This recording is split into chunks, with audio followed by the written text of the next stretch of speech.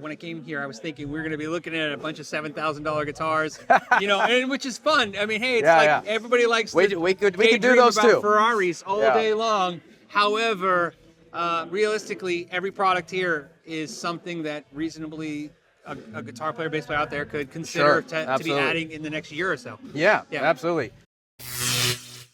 I am here at GearFest 2022 to spend some intimate time with the Gibson brands. I'm here with Dinesh. He's decided to volunteer to help me with this and talk about some of the new stuff. We're going to start with the new Mesa Boogie Bass amp that is now not only the lightest bass amp that Mesa Boogie's ever made, it's the least expensive, but more importantly, still made in California, still made in the same facility, so no compromises in that, which is correct. Which is really what people care about at this point, right? Right.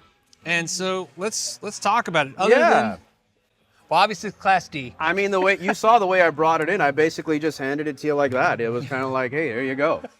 So, you know, the main thing about this is we wanted to keep it as compact as possible. Right.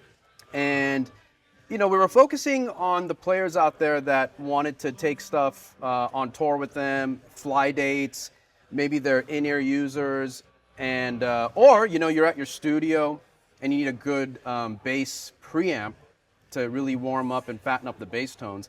I think this serves both of those purposes, and then we've got just enough power in there if you want to power like a single cabinet, like a 115, 112, or like a 210, you know. So I think it's a good crossover unit from, let's keep it in the studio, let's fly around with it, and then let's also use it for you know, anything from small to medium sized gigs. Right. So I'm going to do some guessing. Yeah. So 350 watts Class D power bass. I'm going to say comparable to 40-watt guitar tube amp. That's what this could compete with. You could get that loud, right? I would definitely say so. We shot a video a couple of weeks ago, and the amps we were using were about 25 to 30 watts of tube power, and we had a drummer. Right. So with live drums and a guitar amp at about that wattage, the amp kept up with a 210 cab. No problem. Yeah. Beautiful. Yeah. On the back, you'll see the speak-on outputs, so extra rugged and secure there. Headphone out, so you can do some silent play if it gets late night, you know, some practicing. Aux input, I like that because you can kind of plug in your phone and play along to some tunes and practice. And then USB power on the back if you want to charge your phone or something while you're walking out. That's what I was like, you know, what is. Yeah, so you plug in your device there for charging purposes. That's awesome. Yeah. The preamp on the back, studio grade XLR out. You can do pre-post EQs, so you can feed the sound man a dry signal or your EQ'd signal. And then the only question I have is the voicing control, the flat to boost. What is that? Is it like a gain control or? The easiest way to sum it up to someone is flat is going to sound more vintage vibes. Okay. A little bit more raw, more open. And then when you boost it, it kind of scoops the mids a little bit. I always like to say John Paul Jones to the flat and Victor Wooten to the boost, you know? So nice. That's a good way to use that analogy. But it's great because depending on the bass you have, it's a P bass or an active bass, we've got the active passive control on there. I love the USB part. That's awesome. Yeah. Especially in today's day and age, like, you know, like you said, late night play. If you're late night play, you're going to have your tablet out. Yep. Something that wants to be charged. You're going to have headphones. You're going to have that thing plugged into the aux. You're probably going to want to charge it. And, you know, we're staying on one outlet. You can charge your in-ear monitors off this. There you go. Yeah. Cool thing also, auto-ranging power supply. Let's go play here. Oh, okay. Let's go play in Europe. We're okay. Right. Nothing needed. No step-down transformers, no, you know. Right. Nothing funky, just straight in. So yeah, we've got it plugged in behind us, just to the 210, and so when a real bass player comes in, we'll make sure that they're able to dial in. All right. Can we try it? Can we plug into it? Yeah, absolutely. Let's try it. Are we it. set up to do that too? You want to just do it? Let's do it. You know, we can crank it up a little bit.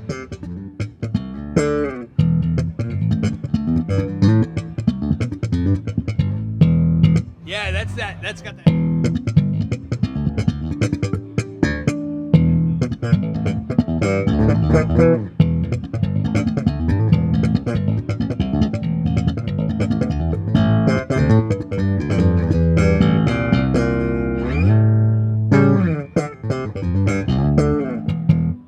I love that. So we're at about like almost halfway on the power.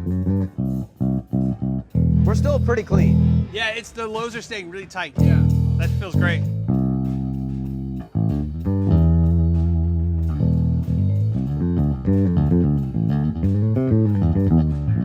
Same thing on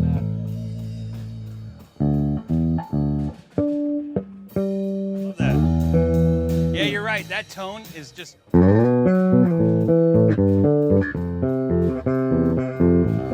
love that for those chords. That sounds great. Now, if you turn that voice knob all the way to you, you're gonna get more of that scooped. See, I was picturing it as a growl, like a gain, and it's not. Gotcha. It's so it's like a focused EQ knob, more like Yeah, that. almost like a contour at Yeah. the same time. Yeah.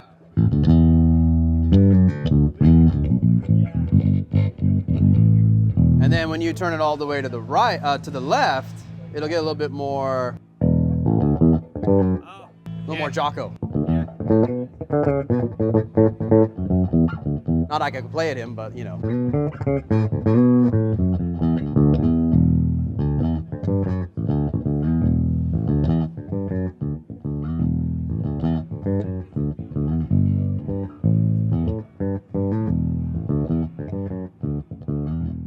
Okay, so now we're talking about this series of acoustics, which is what? This is. So this is the G Series. This gets the player something totally different. This is a more immersive experience as we introduce the player port. So the player port lets you hear more of you, gives you a little bit more of those nuances and details, kind of like your own personal monitor. If the player wanted to experiment by just doing different miking techniques, but yeah, if you want to play a little bit, I'll actually cover that and up what's great, and then open I it. think the lapel will probably That'll grab probably it. do it. I bet you it grabs it. So I'm gonna just play and then. You know what? I'm gonna do it. No, we'll do it the way. Yeah. With finger. Okay.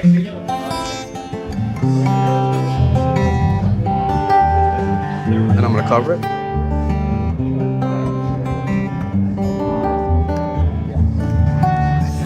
I mean, I kind of heard it from here. Oh, it is. Yeah. It is literally. You know what it's like? It reminds me of like you have an EQ, and Yep. somebody just walked up and took the faders for your highs. Yeah. And just went. Yeah. Just like they're gone now. Yeah. Like whatever, all that high frequency that was just hitting the end of the bass actually kind of comes out of here too. The right? bass does come out of there. Yeah. I have a pick too if you want to hear it with the Thank pick. you. Yeah. Yeah. So let's just do a chord. Yeah, go for it.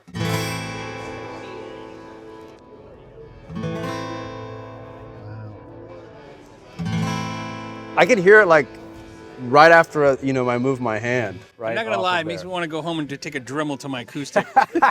We don't recommend that, but yeah. So you've got, it's called the G Rider in natural. So on this model that you're holding, you get the cutaway. Yep. A little bit higher access to some of the higher register notes there. A little bit more on this guy, $15.99. But again, for plug-in and play acoustics, made in USA. For example, I've got the G45, which is derived from a J45, and this guy's $11.99. Which is crazy, made in USA in the Montana factory. Yep, Right? yep, all made in USA, and you get a walnut back and sides, Sitka spruce top, and a ebony fretboard. So, I mean, I think it's a great grab and go. I think it provides something that's different. There's no grain filler in this, so you can Yep. feel all the grain, which I actually like sometimes. It makes you feel like you're touching, the guitar Right. more so than the coating over the guitar. Yes. So I kind of like that. And then what I like about this style is if you actually play your guitar like you're supposed to, your oils from your skin will fill all this in over time. Yep. Right? And it just becomes kind of like its own like natural. Yeah, polish. and it's not going to slow you down. Sometimes with a little too much on there, especially with acoustic, I want the least amount of resistance possible. So I think the satin really helps to just keep things moving. And, Grover tuners. So we got tuning stability. I think it's a big deal. At some point we are kicking around the idea of maybe possibly having a plug that goes over this for the players that maybe need that or just want to have the more traditional sound of an acoustic. But I don't know. Like you said, I'm not recommending that we drill holes in our guitars, but Yeah, that is so crazy night and day. I mean, even the wah pedal of it. Yeah, totally. Yeah, that's, And even our bridge, we've got ebony here as well on the bridge. yeah, I really impressed. Especially, Yeah, so $11.99 and then $15.99. right. Do you know if they come with a case or a gig bag, or? Is it gig bag or case on these guys? I think Gig gig bag? bag. Yep, Yeah. that's right, gig bag. So still, fantastic. Do you want to check this guy? You want to switch? For a Yeah, second? let's trade. One of our guys here in retail that helps us out, and we were just talking about how there's a less coat of satin on here. It's a little bit lighter than what we usually spray. So again, you're feeling a little bit more less resistance on the neck, more resonance, a little bit more volume coming from the instrument as the wood's less restricted. Yeah, and I mean, that's what I said. You could feel it because I can literally feel every piece of grain. Yeah. You know, I can feel all the grain in this wood. That's why at first, if it wasn't for the lights, the shine that I'm getting, I would have thought it was no finish on this guitar at all. Oh, gotcha. That's why I gotcha. said it doesn't have a finish, because when I saw, usually no finish, that's the great thing about wood. It doesn't reflect light. So Yeah. So when I saw reflection, I was like, that's usually how I can tell Right. if there's some kind of finish on a guitar, because you'll get a light reflection. Let's look at Kramer's now. Let's do it. This is the SM-1H. SM-1H, obviously for one pickup. For one pickup. There is a 2 pickup version that we have Okay. as well. We just wanted to come out with something a little more simplified, a little bit more just like straight to the shred. Right? You know, no switches, no other tone controls, just a volume. Right? So just a quick, set it and forget it kind of deal here, And so what's great about this one is neck through, Neck through? not set through. So for everybody watching, neck through literally means the neck is from the butt of the guitar all the way to the top of the headstock. This is all either one piece or multiple pieces of wood. Either way, it's going from top to bottom. A set through is where they set it in and then they carve it, and it has a That's right. neck through feel to it. And But it stops here. yes. Yeah. And the one thing that's always fun to, I use this, I love to tell people this. The one thing that's easy to explain about why a neck through, why guitar players always kind of gush over neck through, is all you have to do is go to a Home Depot and try to find one straight 2x4. Good luck with that. And, Yes. and I always tell people, if I said go to a Home Depot and get a straight 2x4, it's impossible. But if I said find 2 feet of a 2x4 that's straight, you could do it. Yep. And so the longer the piece of wood, the more problems. The more Sure. right. So the fact that it's doing this sub, we'll say $1,000. What are these at? Price point of these 1,000? Yep. 1,000. And then the other thing that's really interesting about this is that's really impressive is when companies reissue 80s guitars, Yep. there's a little bit of people romanticize this thing that wasn't really true in the 80s, which is a lot of guitar companies did have super crazy, stupid thin necks, but not every company. They just had slightly thinner necks than the big necks. That's right. And so when they reissue guitars, they go right to these, what I call saltine cracker necks. Like it's a row of saltine crackers. You have nothing to grab onto. This is the right neck, right? Yeah. This feels like if I was back in the day, I picture myself going to the music store, picking this up and going, man, this is way thinner than my, the chunky Les Paul neck, right? Right. But not thin. It's just thinner. Yeah, exactly. It's there's navigation here for sure. And again, straight ahead design. We shot one of the demo videos with this guitar, and man, I put it through its paces. I beat it up, and it held together quite well.